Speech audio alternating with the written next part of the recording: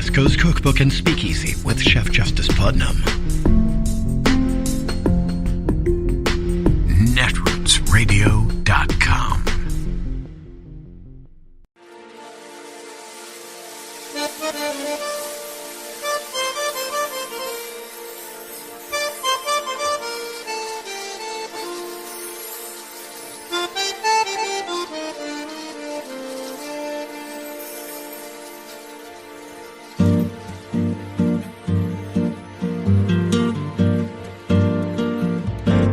Je voudrais du soleil vert, des dentelles et des théières, des photos de bord de mer, dans mon jardin d'hiver. Je voudrais de la lumière, comme en Nouvelle-Angleterre. Je veux changer d'atmosphère, dans mon jardin d'hiver.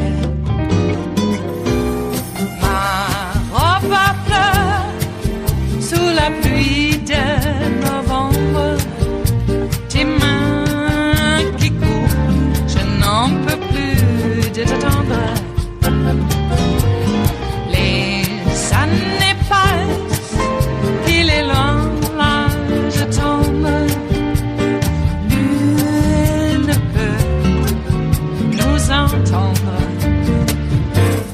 Je voudrais du Fred Astaire, revoir un latte. Okay, so we've got two big developments late today, both relating to the investigations of Donald Trump and his presidency. NBC News has confirmed the explosive reporting from the Washington Post that the National Archives has asked the Justice Department to examine Trump's handling of White House records, sparking discussions among federal law enforcement officials about whether they should investigate the former president for a possible crime. That's according to two people familiar with the matter who say that archives officials suspected Trump had possibly violated laws concerning the handling of government documents, including those that might be considered classified. This comes after numerous reports revealed how Trump mishandled official records, ripping up and shredding documents in violation of the Presidential Records Act.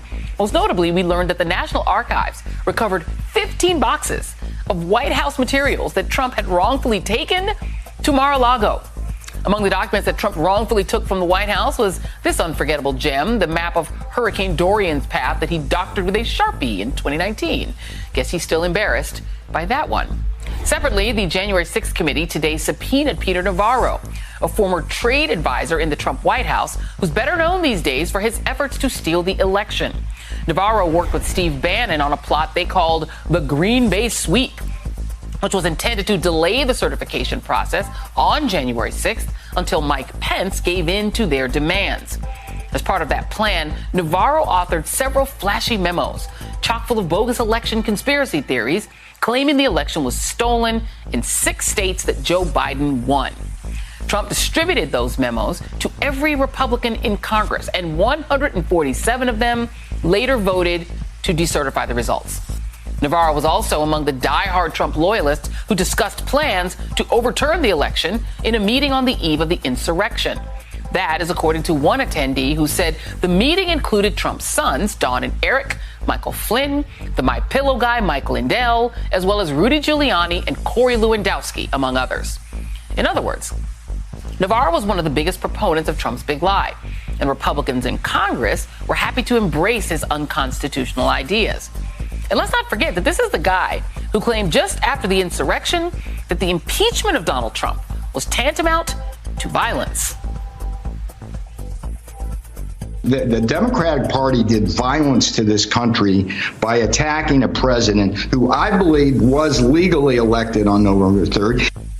Okay, with me now is Glenn Kirshner, former federal prosecutor, and Kurt Bardella, advisor to the DNC and the DCCC. Let me circle right back to the National Archives information, Glenn, because, and you and I have talked about this before, that it seems likely that the thing that will most likely result in accountability, legal accountability for Trump, will be something other than the insurrection, which is kind of hard to wrap your mind around when you think about how unprecedented it is to try to overturn an election.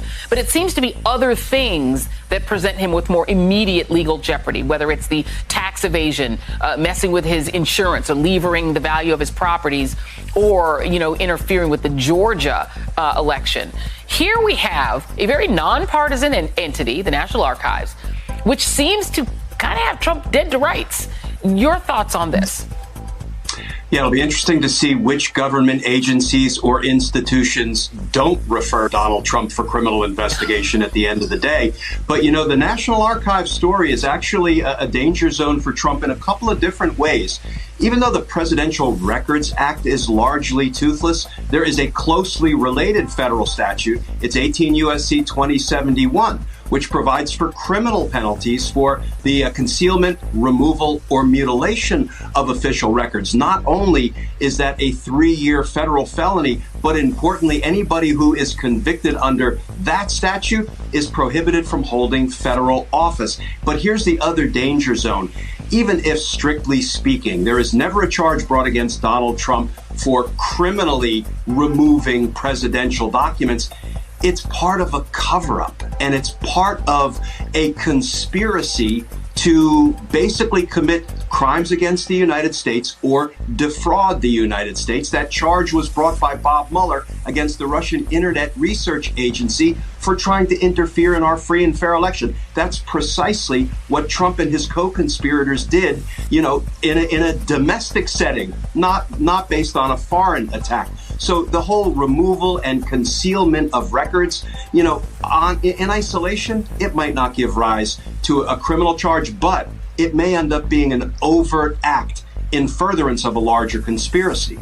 Yeah, and you know, Kurt, what stood out to me too in the reading of this report, this journalistic report, is that the Department of Justice has been very reluctant to even hint that they even might be investigating Donald Trump for anything related to the insurrection.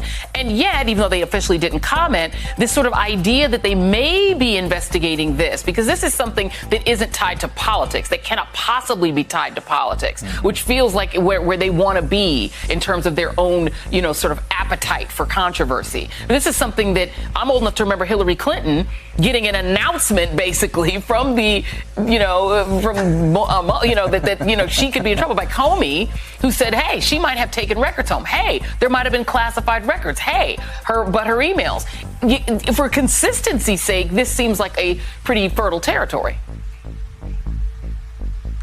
Yeah, you know, it's interesting. I was talking about this on Mary Trump's podcast, actually, today. And I'm going to take, for once, an optimistic view, which is very rare for me in these times.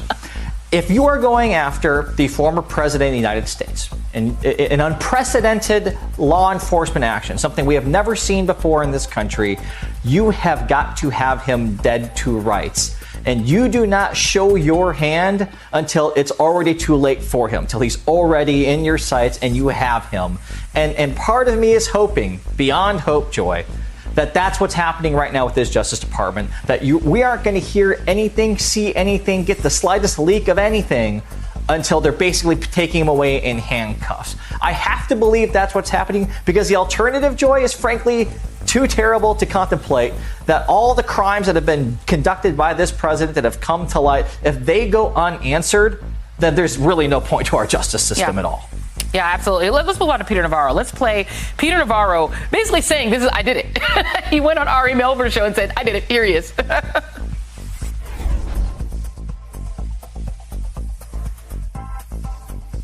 We lost it. Okay, let me read you what he said. So Navarro says, if the votes were sent back to those battleground states and looked at again, there would be enough concern amongst the legislatures, and most of these states would decertify the election. Then he said that would throw the election to the House of Representatives. Then he says, I'll say to you here, Ari, and all of this again, and he says, it was in the lanes legally. Oh, do we have it? Okay, let's play it. I think we have it. If the votes were sent back to those battleground states and looked at again, that there would be enough concern amongst the legislatures that most or all of those states would decertify the election, that would throw the election to the House of Representatives. And I would say to you here, Ari, that all of this, again, it was in the lanes legally. It was prescribed by the Constitution. There is a provision to go, rather than through the Electoral College, to the House of Representatives. And all this required was peace and calm on Capitol Hill. Do you realize you are describing a coup? No, I totally reject many of your premises there. No, the premise is actually true. I mean, he literally describes a coup. And then on top of that, we have this Washington Post reporting, Glenn, that Rudy Giuliani, who was in that same little clique, and other legal advisors to Donald Trump actually literally asked a Republican prosecutor in northern Michigan to get his county's voting machines and give them to Donald Trump's team. The prosecutor says he declined, telling the Post, we don't have the magical power to just demand things to prosecutors. You need a probable cause. I mean, they're describing what they're doing, and they did it very openly. Does the openness of it, I don't know, does the openness of it make it more or less likely that they wind up getting held to account? Yeah, it makes it confusing because we have this sense that if they're admitting to it, then perhaps it's not criminal. But look, Navarro's not taking a page from Vince Lombardi's playbook. He's taking a page from Donald Trump's playbook. He knows that he has been caught red-handed with, these treasonous memos and reports that he put together. So the only thing he has left is to try to get in front of it and pretend it's not criminal. But, when you put on top of that the reporting that you just read from, Joy, where, this Michigan prosecutor was approached by Rudy Giuliani and Trump's teams and said, listen, just collect up all of the Michigan voting machines and give it to us. And the quote from the prosecutor that you read, he said, I can't just say give them here. We don't have that magical power to just demand things as prosecutors. You need probable cause. So, Joy, lo and behold, 2 weeks later, in Donald Trump's draft executive order of December 16th, like a magical incantation, Donald Trump says 5 times, I have probable cause. I have probable cause to send the army out to seize all the state voting machines. What he doesn't understand, that's not how any of this works. It's not how probable cause works. So basically, between Navarro and the draft executive order, this is like sedition for dummies. It is Thursday, the 10th of February of 2022, and you are in West Coast Cookbook and Speakeasy. I am your chef de cuisine, Justice Putnam. Gunner the English Bulldog is our snoozing sous chef, and our daily special is Metro Shrimp and Grits Thursdays, a little bit of jambalaya, a little bit of spice in your life. Yes. Alrighty. The gazpacho here in West Coast Cookbook and Speakeasy is a little spicy. Okay, just so you know. We do add a little bit of spice to everything that we do. It's no longer Mother Mayo. I know that they want to get back to the 50s and Mother Mayo. Nope. We're able to tread on our own, however lightly we choose. And a small pinch is usually enough, but a scant dash might be better. You never know until you try. All right. And, Marjorie Taylor Greene's kind of an idiot. I don't know. Gestapo, gazpacho. I guess it's an honest mistake when you're an idiot. I related a story on social media yesterday. My French ex-wife attended a high school in Wyoming as a foreign exchange student. And I asked her about her classmates, what was it like? Because, Wyoming, why Wyoming? I guess she saw some Westerns. Let's go to Wyoming. She said that they weren't particularly educated there. And I got to tell you, compared to France, oh my God, talk about rigorous. She mentioned that when she asked, like, where do you think France is? And the vast majority of those high school students were convinced that France was somewhere in the Middle East. And then after a bit of time, she asked, well, where do you think the Middle East is? And they thought somewhere between New Jersey and North Carolina. Somewhere in the middle there. And they may have been correct. After all, what is time, space, and geography? I mean, if it feels right, then it's correct. If you feel that France is somewhere in Europe, and Europe is over there in that hemisphere, and the Middle East is somewhere around the Mediterranean, that's how you feel. Your feelings is just is not as important as my feelings. And my feelings are that France is somewhere in the Middle East, and the Middle East is somewhere between New Jersey and North Carolina. And now, those kids are all grown up, and they want to burn books and stop the teaching of CRT. Mm-hmm. All right. Marjorie Taylor Greene is of that ilk, though she's considerably younger than my French ex-wife at this point because, we're all getting old now. And she was a considerably younger wife than I had previously. How many times have I been married? Only twice. I'm not willing to go up for the third strike, okay? And I'm not willing to hit off a few foul balls anymore either. All right? You got more important things to consider than, I don't know, whatever it is that one does. Where am I going with that? I don't know. Back at the matter at hand. Marjorie Taylor Greene is quite uneducated. I always thought that there should be, like a minimum level of education to be able to run for office. But I guess that would be impinging upon a lot of people, wouldn't it?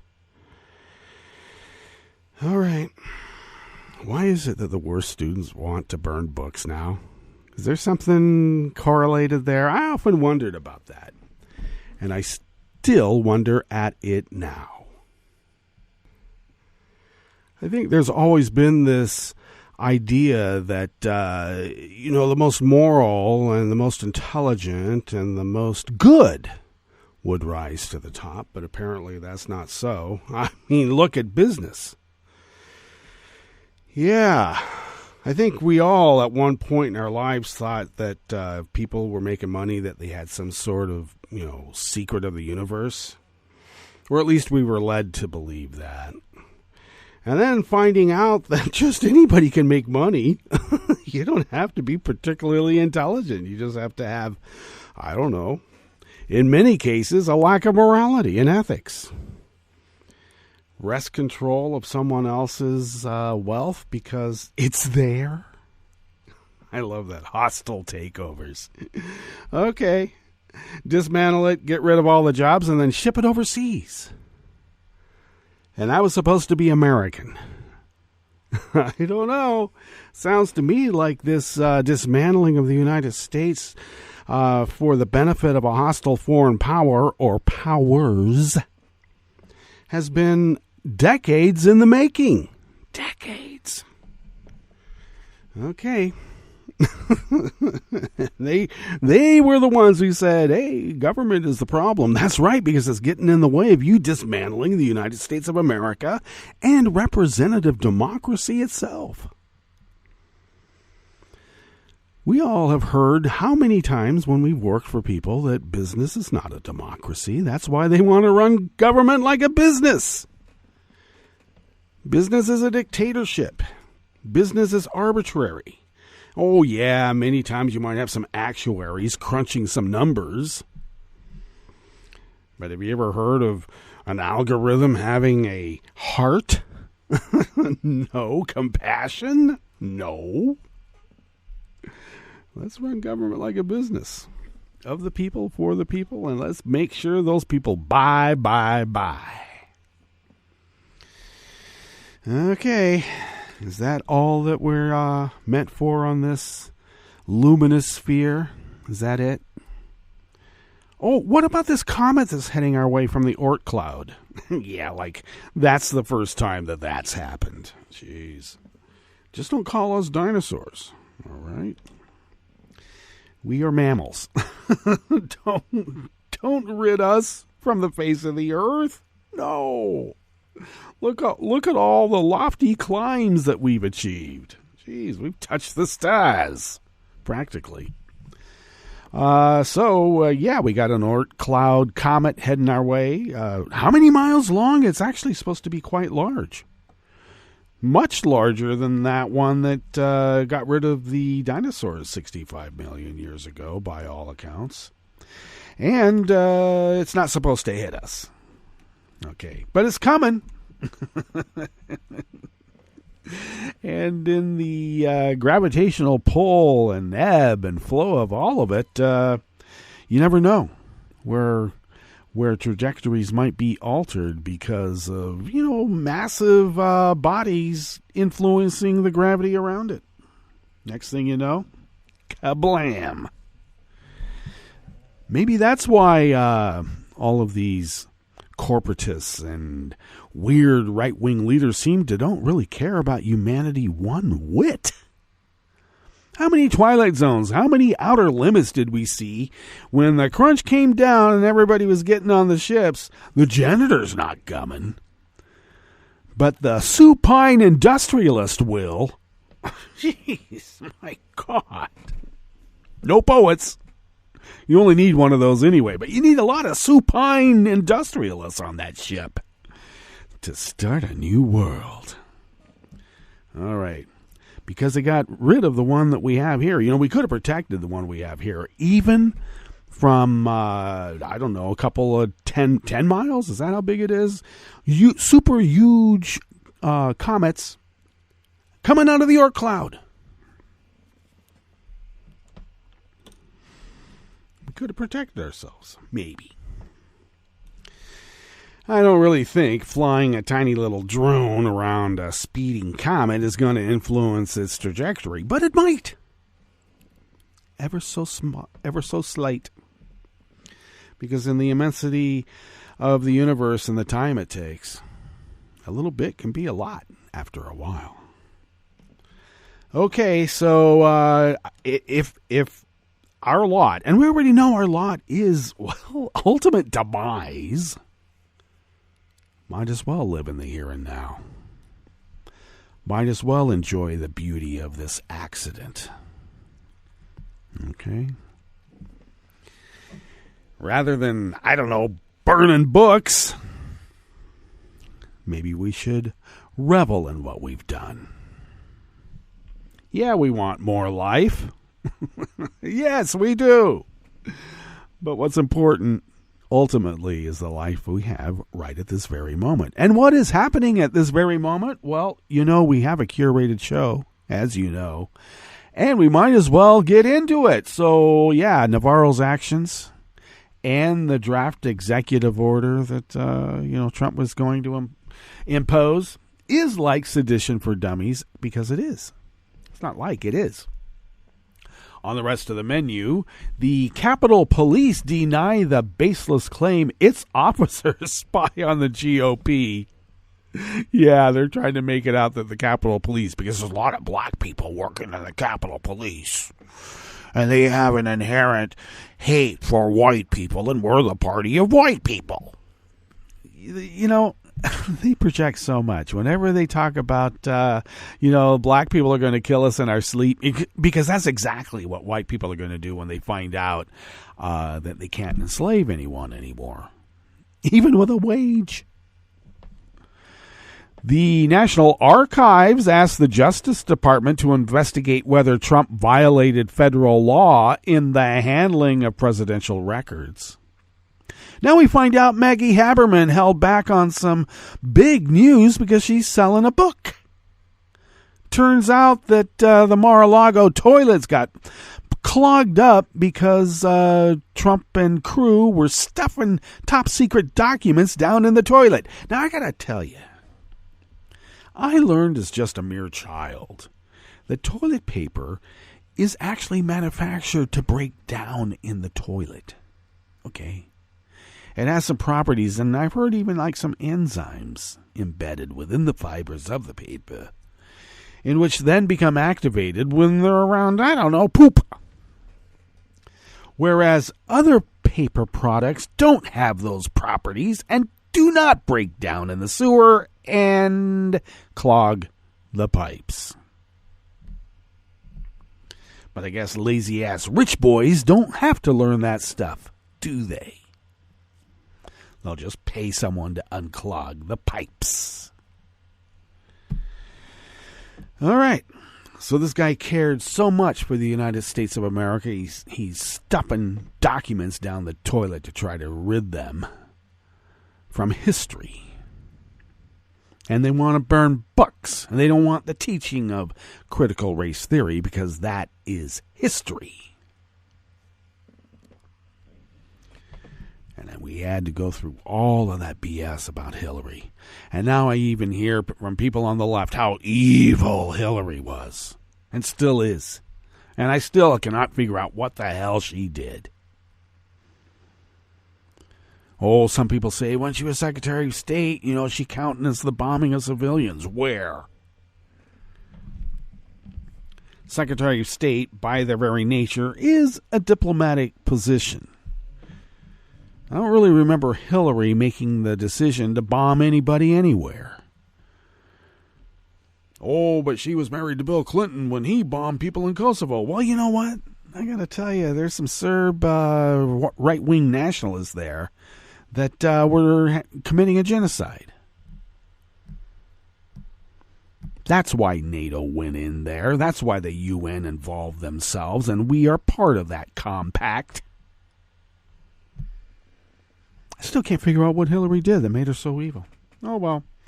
But her emails and SpaceX's newest fleet of satellites launched last week is tumbling out of orbit after being struck by a solar storm.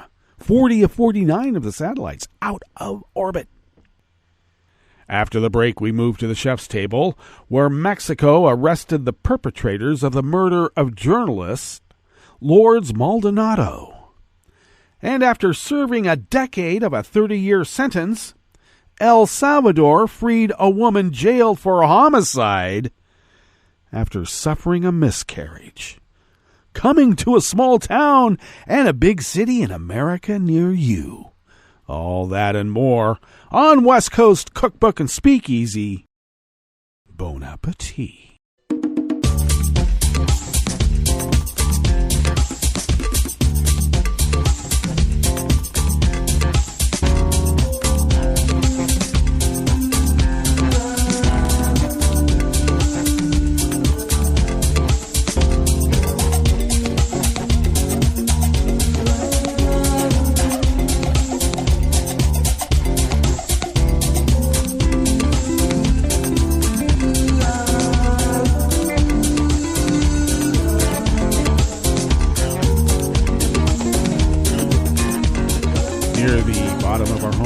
At netrootsradio.com. To the right of the page is our chat room link, and the chat room is monitored by Kelly Lincoln. Thank you, Kelly. To the left of that chat room link, near the bottom of our homepage at netrootsradio.com, across from there to the left is the link to our Patreon page.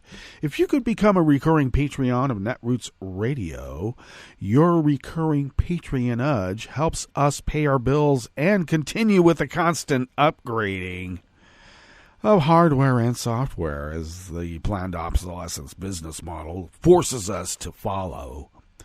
But if you could afford an espresso-type coffee drink, and if you could afford to send those funds to us once a month, we're able to stretch those dollars beyond compare, pay our bills, fly under the radar, and continue this powerhouse of resistance against dark forces arrayed against the United States of America and representative democracy itself. And I'm not kidding.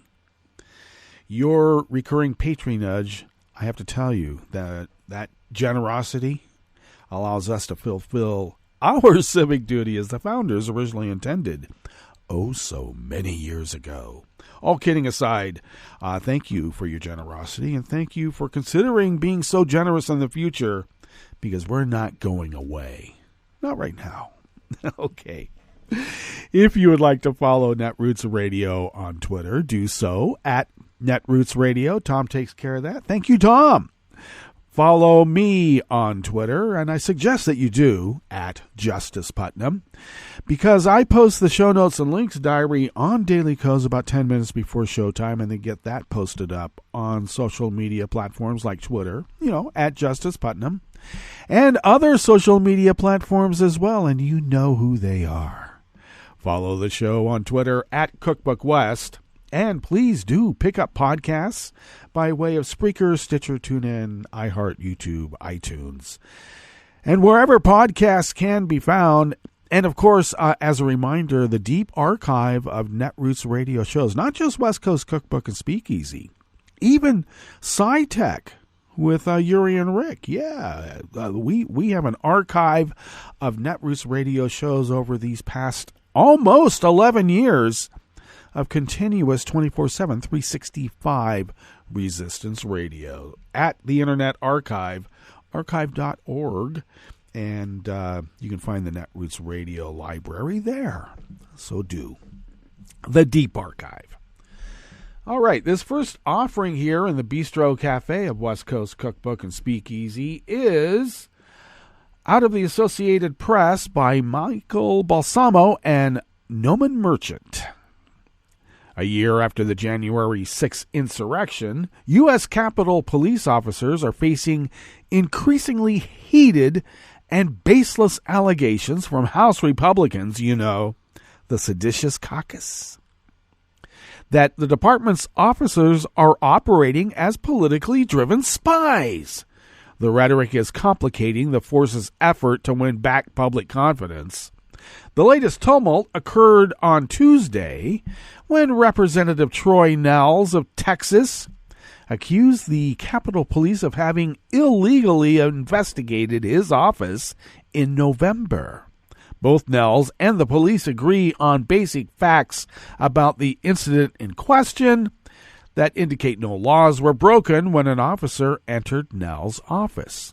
But in a Fox News interview, propaganda. Let's remind ourselves what Fox News is. They're not a news organization. They are a propaganda shop. Nehls alleged House Speaker Nancy Pelosi, a Democrat, is, quote, weaponizing the U.S. Capitol Police to investigate me, to try to silence me, intimidate me, and quite honestly, to destroy me, end quote. He provided no evidence for that claim, and Pelosi noted on yesterday, that she has no power over the Capitol Police. While far more attention has been paid to the committee looking back at the insurrection, the U.S. Capitol Police is undergoing a quieter reform process to fix its intelligence and operational failures on January 6th. The department is collecting more data and changing its processes for sharing and acting on information about threats. Some Republicans have attacked both the efforts to look back on the insurrection and the Capitol Police's measures to go forward in stopping a future attack. Why would the Republicans be doing that? That's a rhetorical question, of course. More than 24 Republicans Wednesday, demanded in a letter to the U.S. Capitol Police Chief Tom Manger that the department preserve any records, quote, related to any investigations or investigative activity into members of Congress and congressional staff, end quote. They're trying to intimidate law enforcement because they are mobsters. But speaking to the AP on Tuesday, Manger said there are no such investigations of Nehls or anyone else, adding that his officers are being used for partisan purposes, and that would be from the right-wing sedition caucus, in this reporter's opinion about the last part. Frankly, I've been a police chief for over 21 years, and I have never allowed politics to influence my decisions, he said. I feel like the men and women of the U.S. Capitol Police are being dragged into partisan differences, and that's unfair to them, and it's unfair to this department. Manger strenuously denied that his officers spied on Nehls, a former sheriff of Fort Bend County in suburban Houston. Promoting that unfounded theory could put his officers at risk, Manger said. When people portray these officers in a way that's not true, not fair, it undermines the confidence that the public has in my officers as well, Manger said, and that is a disservice to the men and women of this department. And yet, a fellow law enforcement officer is willing to stab that guy in the back. A Capitol Police officer patrolling the halls of the Longworth House office building on November 20th noticed the door to Nell's office was open and entered the office to check for intruders. The officer found no intrusion, but noticed a whiteboard that had a hand-drawn map of the neighboring Rayburn office building with an X marked on it. The whiteboard also had notes about body armor. The officer took a photo of the whiteboard and filed a report that notes suspicious writings mentioning body armor. 2 days later, officers returned to Nell's office and spoke to a staff about the whiteboard. The case was then closed. There was no investigation into any member or staff, Major said. I called the congressman the next day and said, here's what happened. At no time were you or your staff under investigation. We were just making sure that nobody had gotten into your office and disturbed anything. Nels told the AP that a staffer had drawn the map to show an intern where the ice machine could be found in the Rayburn building because the machine in Longworth wasn't working. And his office was working on legislation related to obtaining body armor for law enforcement. Nels conceded that the officer had the legal right to enter his office and to be sure no one was in there who shouldn't have been.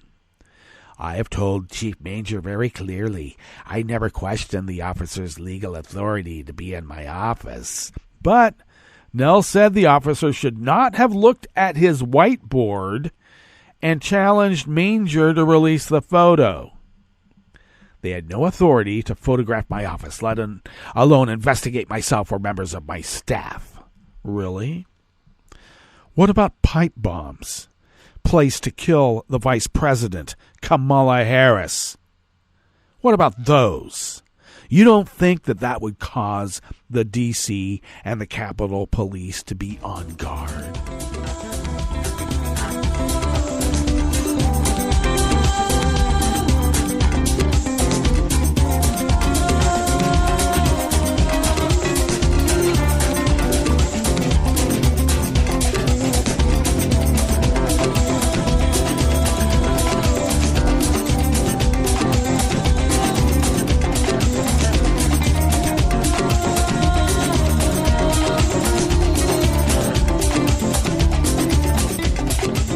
Staff at the Associated Press brings us this next offering here in the Bistro Cafe of West Coast Cookbook and Speakeasy, Metro Shrimp and Grits Thursdays.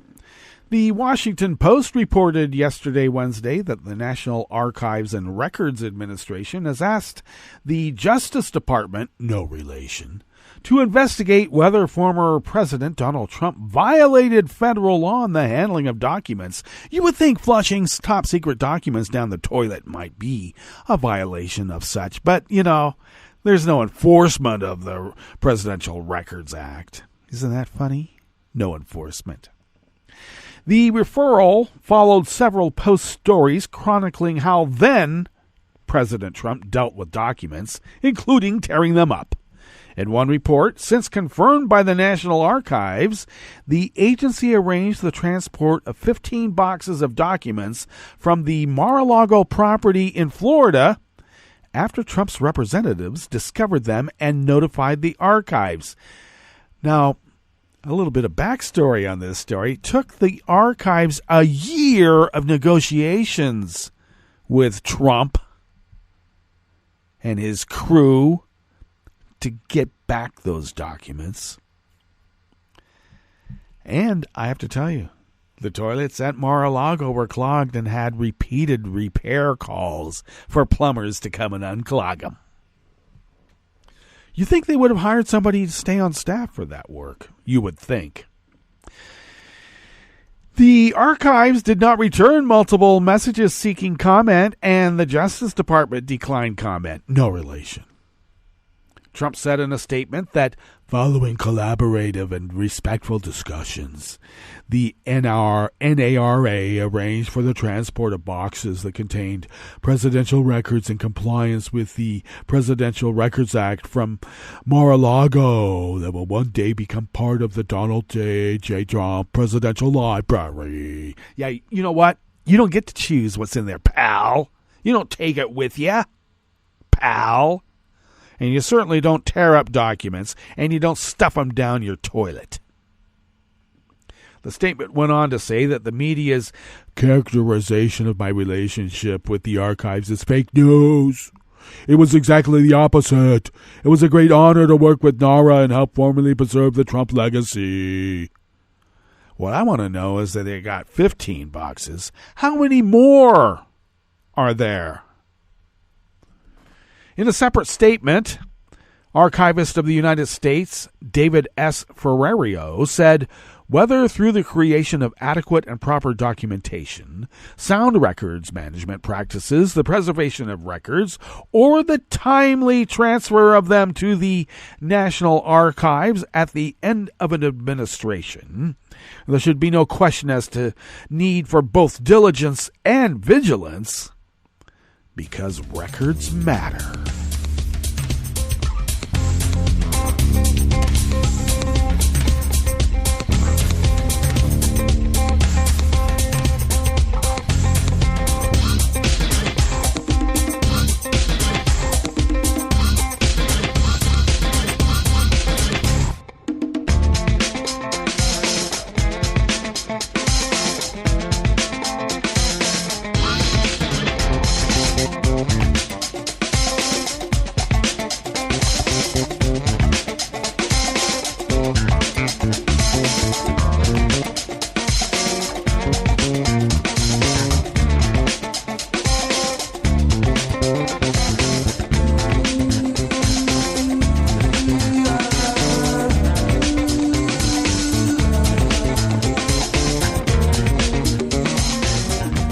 Dunn of the Associated Press brings us this final offering here in the Bistro Cafe part of West Coast Cookbook and Speakeasy. SpaceX's newest fleet of satellites is tumbling out of orbit after being struck by a solar storm. Up to 40 of the 49 small satellites launched last week have either re-entered the atmosphere and burned up or are on the verge of doing so, the company said in an online update last night. SpaceX said a geomagnetic storm last Friday made the atmosphere denser, which increased the drag on the Starlink satellites, effectively dooming them. Ground controllers tried to save the compact flat panel satellites by putting them into a type of hibernation and flying them in a way to minimize drag, but the atmospheric pull was too great, and the satellites failed to awaken and climb to a higher, more stable orbit. SpaceX still has close to 2,000 Starlink satellites orbiting Earth and providing internet service to remote corners of the world. They circle the globe more than 340 miles up. The satellites hit by the solar storm were in a temporary position. SpaceX deliberately launches them into this unusually low orbit so that any duds can quickly re-enter the atmosphere and pose no threat to other spacecraft. Now, these small satellites weigh almost 600 pounds, though. I wonder if that's endangering anybody on the ground. They're hoping they burn up, don't they? Now, they say that there's no danger from these newly falling satellites, either in orbit or on the ground. And each satellite weighs less than 575 pounds. I would say they weigh almost 600 pounds. SpaceX described the lost satellites as a unique situation. Such geomagnetic storms are caused by intense solar activity like flares, which can send streams of plasma from the sun's corona hurtling out into space and toward Earth. Since launching the first Starlink satellites in 2019, Elon Musk envisions a constellation of thousands more satellites to increase internet service. SpaceX is trying to help restore internet service to Tonga through this network following the devastating volcanic eruption and tsunami. What better way to impose Skynet than during a tragedy? Well, that brings us to our break, and when we get back from that break, we will go through weather from around the world, and we will finish up with the stories that we've curated for you today. You are listening to West Coast Cookbook and Speakeasy, and we will be right back. netrootsradio.com. Please hang up and try again.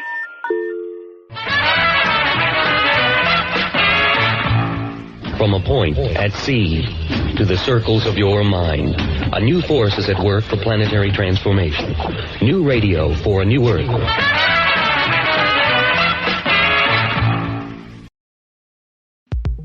This is Scientific American's 60-Second Science. I'm Christopher Intagliata. As it happens, tiger sharks have something in common with certain East Coasters. During the winter when it's cold, they kind of snowbird down near the Bahamas and off of Florida. And then during the summer, they migrate north. Neil Hammerschlag is director of the Shark Research and Conservation Program at the University of Miami. He and his colleagues analyzed 40 years of fishing catch data, and they found that as ocean waters have warmed, the shark's range has shifted some 250 miles to the north. The sharks, it seems, are chasing their preferred water temperatures toward the pole. They also tracked dozens of tiger sharks with satellite tags for 9 years, and they found similar results. So taken together, we have several lines of evidence that tiger shark distributions and their migrations are changing from ocean warming, causing their distributions and migrations to extend and expand further north. And in these northern areas, they actually occur earlier in the year from ocean warming. Their findings appear in the journal Global Change Biology. This shift matters, Hammerschlag says, because tiger sharks are apex predators, and where they go influences the food web beneath them. The sharks are also moving outside marine protected areas and into places where they could be more vulnerable to commercial fishing. What this points to is that these marine protected areas need to consider current but also future changes in species distributions from ocean warming, and they certainly have to be adaptive and maybe work with not only having marine protected areas, but also other types of protections like catch limits and other types of more traditional species conservation and management tools in addition to protecting places. Now, if you don't find the ecological argument convincing, Hammerschlag pointed out one more implication. Although shark bites are relatively rare, he says, if tiger sharks shift their range and warm waters draw more bathers to the ocean, that could up the odds of an unfortunate encounter beneath the waves. Thanks for listening. For Scientific American's 60-Second Science, I'm Christopher Intagliata. This program is presented by the Centers for Disease Control and Prevention. As the days get longer and the weather warms, people of all ages will start to spring into action. Spring is a great time to breathe fresh air, stretch your arms and legs, and get physically active outdoors. Lack of physical activity contributes to obesity, heart disease, stroke, and other chronic health conditions. Fortunately, many communities are making it easier and safer to be physically active. Neighborhoods across the country are working together to create more public spaces for walking, running, biking, and other physical activities. Adults should get at least 150 minutes of physical activity each week, and children should get 60 minutes a day. If you find it hard to walk to a local recreation center, park, or playground, learn how to make your neighborhood a place that makes healthy living easier. Visit makinghealtheasier.org for information about ways communities can change to get more people outside and moving. For the most accurate health information, visit www.cdc.gov or call 1-800-CDC-INFO. Hi, it's Tom. Could we humbly suggest your donation to netrootsradio.com? All we've got to run this 24-hour powerhouse of progressive resistance radio is what comes out of our own wallets. And you are our biggest donor. It doesn't take much, $3, $5. Just go to the bottom of our netrootsradio.com page and hit our secure donate button. Heck, you can even make a recurring contribution. So donate what you'd like at the bottom of our netrootsradio.com's homepage. Because you are our biggest donor. netrootsradio.com. Together, we are Resistance Radio.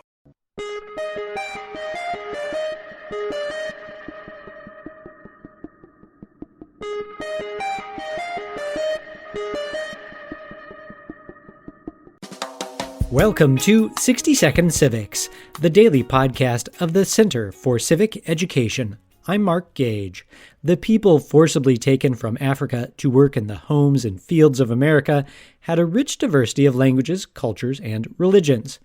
These enslaved people came from a wide variety of African ethnic groups, particularly from West Africa, such as the Akan, Congo, Ewe, Hausa, and Yoruba.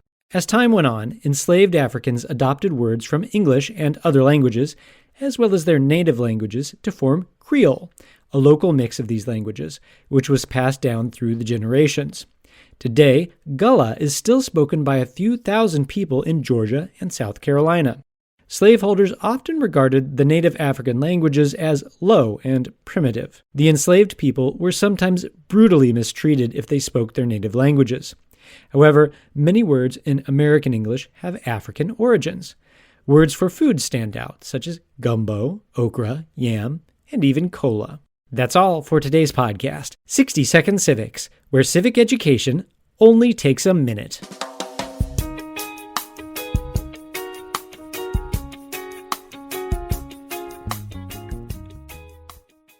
I'm Rick Smith, and this is Labor History in 2. On this day in labor history, the year was 1979. Rufino Contreras gave his life to the labor movement. In the Imperial Valley of California, the United Farm Workers were engaged in a bitter labor strike against lettuce growers. Shortly before noon, Contreras and 6 other strikers walked onto a lettuce field owned by Mario Sacan in an attempt to try and talk to a group of 75 scabs brought in to break the strike. Before they could reach the scabs, shots rang out. Contreras was hit with a single bullet to the head. When Contreras' brother and some of the other strikers tried to recover the body, 3 foremen shot at them. Contreras lay in the lettuce field for more than an hour before an ambulance arrived. Sometimes, it's better to let the voices of history speak for themselves. Read from the statement issued by Cesar Chavez on this brutal murder. February 10th, 1979 was a day of infamy for farm workers. It was a day without hope. It was a day without joy. The sun did not shine. The birds did not sing. The rain did not fall. Why was this such a day of evil? Because on this day, greed and injustice struck down our brother Rufino Contreras. But we are here today to say that true wealth is not measured in money or status or power. It is measured in the legacy that we leave behind in those we love and those we inspire. In that sense, Rufino is not dead. Wherever farm workers organize, stand up for their rights, and struggle for justice, Rufino Contreras is with them. As for the 3 foreman shooters, Judge William Lenhart ruled that there was insufficient evidence to prove which of the 3 foremen killed Rufino. Labor History in 2 brought to you by the Illinois Labor History Society and The Rick Smith Show. For more information, go to laborhistoryin2.com, like us on Facebook, and follow us on the Twitters at Labor History in 2.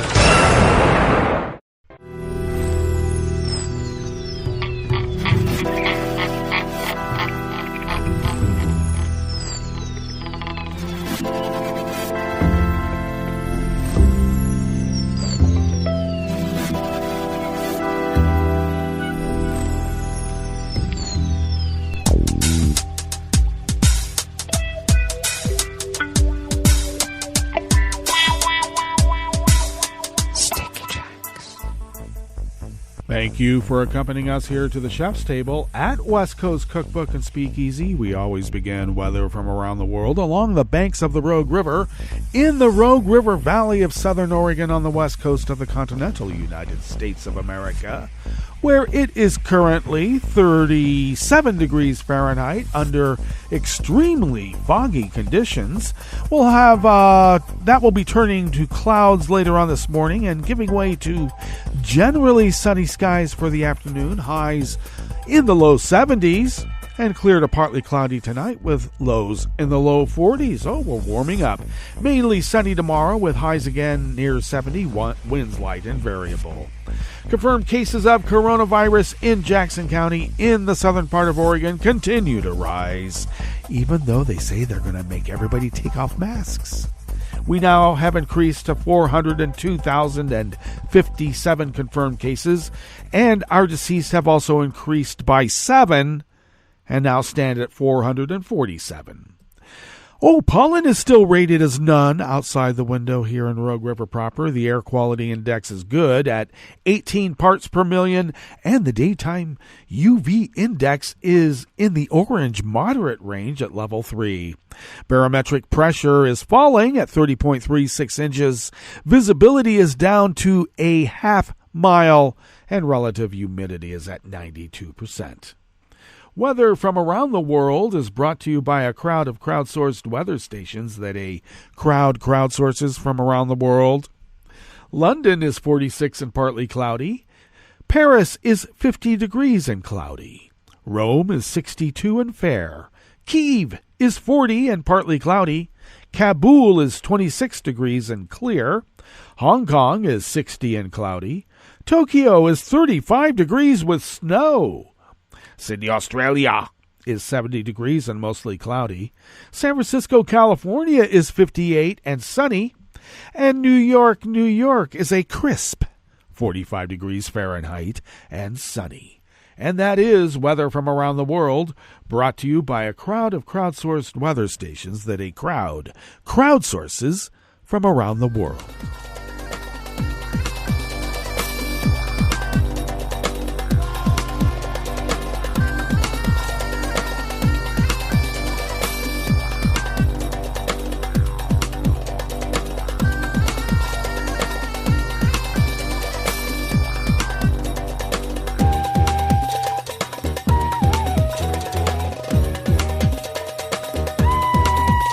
Anonymous staff at Reuters brings us this first amuse-bouche here at the chef's table at West Coast Cookbook and Speakeasy Metro Shrimp and Grits Thursdays.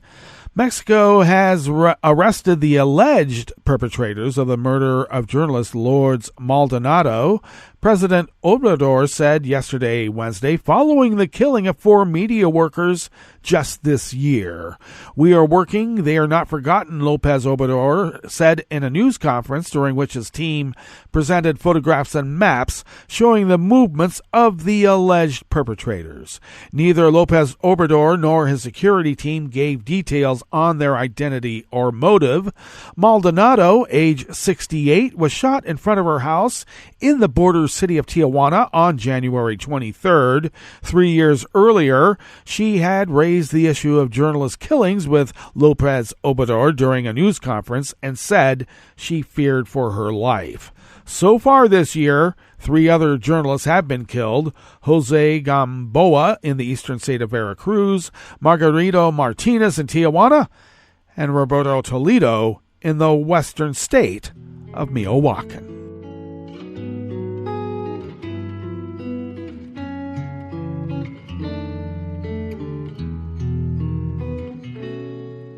Je te donne, c'est mon amour pour la vie entière. La promesse de me trouver à tes genoux. Aussitôt que tu m'appelles, rester toujours fidèle. C'est tout, c'est tout. Je te donne tous mes printemps, mes étés de mer. Mes automnes, quand les feuilles tombent partout. Si ce n'est pas une bonne affaire, je te donne tous mes hivers. Nelson Rentiera of Reuters brings us this final amuse-bouche here at the chef's table at West Coast Cookbook and Speakeasy. Salvadoran authorities yesterday, Wednesday, freed a woman who had served a decade of a 30-year sentence on charges of aggravated homicide after suffering a miscarriage. Elsie, age 38, whose last name was not released, reported an obstetric emergency in June of 2011 while working as a domestic worker, which she said was immediately arrested and shortly after charged with aggravated homicide. Salvadoran authorities did not respond to a request for comment. The citizen group for the decriminalization of abortion in El Salvador, which released a photo that it said depicted Elsie after her release from jail, said her original court case was full of irregularities and without presumption of innocence. Well, that brings us to the end of our broadcast period for the day, but you do know Netroots Radio broadcasts on, and we will meet up tomorrow for Blue Moon Spirits Fridays. So do stay tuned to Netroots Radio all day and all night for all the breaking news as it breaks, and we'll meet up here tomorrow, right here, in West Coast Cookbook and Speakeasy. Bon appetit.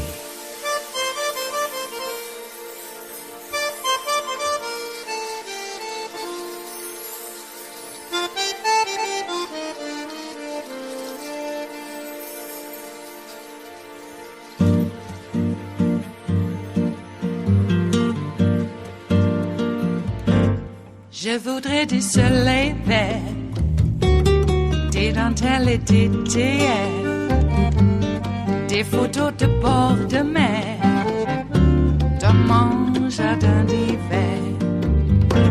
Je voudrais de la lumière, comme en Nouvelle-Angleterre.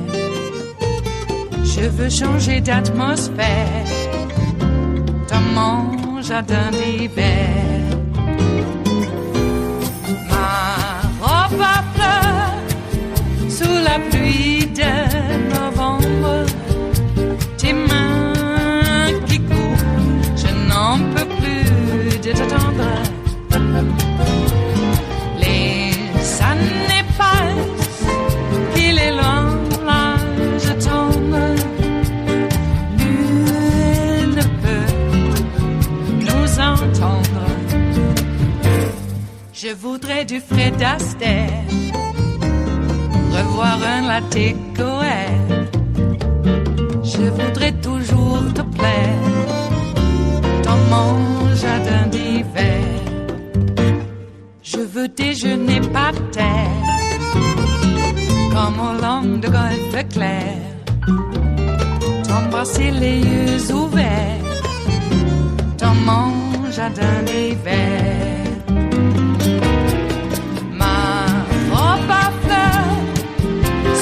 Pluie de novembre, tes mains qui courent, je n'en peux plus de t'attendre. Les années passent, il est loin, là je tombe.